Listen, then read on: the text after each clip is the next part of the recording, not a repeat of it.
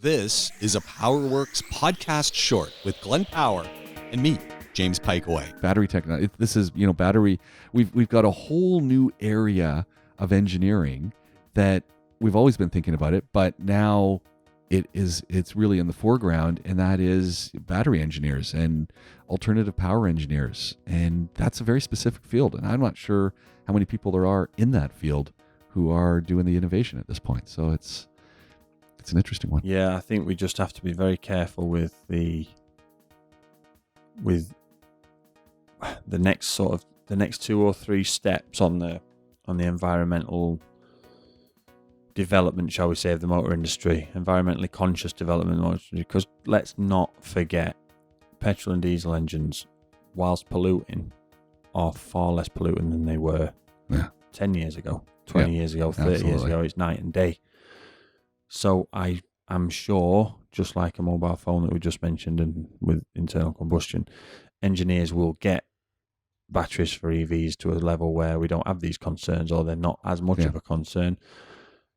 The issue with EVs is they still require raw materials, and these raw materials aren't exactly easy to get hold of. The raw materials that are scarce materials as well. Yeah, so it becomes, is it really something that's worth putting all this engineering might into? And that remains to be seen. And I don't know that that's something that will be answered that quickly, because you've just got the big sort of Western countries that are pushing for the EVs because of the environmental benefits, again, quote unquote.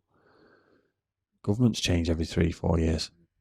So whose incentive is it? Who cares? Who really has that, we will go to the moon by the end of this decade? Who has that mentality anymore? You're not going to be in power.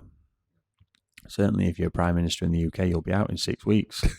So what's the point? What genuinely, what is the point? It's and that, unfortunately, is how it goes, and it does require a political solution and a political movement, but people don't have the longevity to do that. So you look into places like, where a lot of this manufacturing happens, China, where they're pretty much single ruler for the rest of his life, I would think. They can make a difference on it, but they've got millions and millions of people literally below the poverty line. Yeah. So what benefit have they got to stop people burning fossil fuels? Because then you're going to literally kill people because they've got no heat. No, it's a challenge. So it's a real big problem, and I don't think that an EV at this moment in time is a worthy solution. Obviously, we've mentioned hydrogen before. That still requires engineering. That still requires improvements. So it's an interesting one. Have we stopped improving the efficiency of internal combustion? Is that something that's now stopped? The Wankel's coming back, so no, we haven't. Well, yeah. Everyone wants a Wankel. The problem with the Wankel is... This is the Mazda Wankel rotary engine. The problem with the Wankel engines is, always has been, that they flood. Yes. So then you just sat there wankling yourself silly in a petrol station after you filled it up, and that's no good to anybody.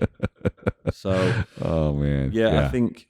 But you think the engineers have gone back and they've got an idea, maybe.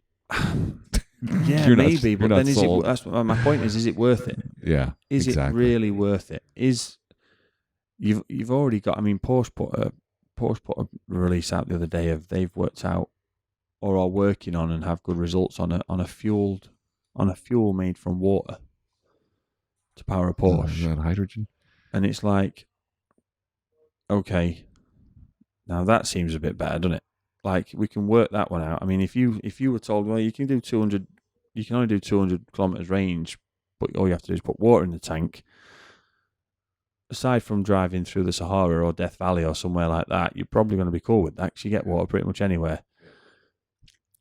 But when your battery's struggling in the middle of Death Valley and all you can see is horizon on the straight road both ways, there ain't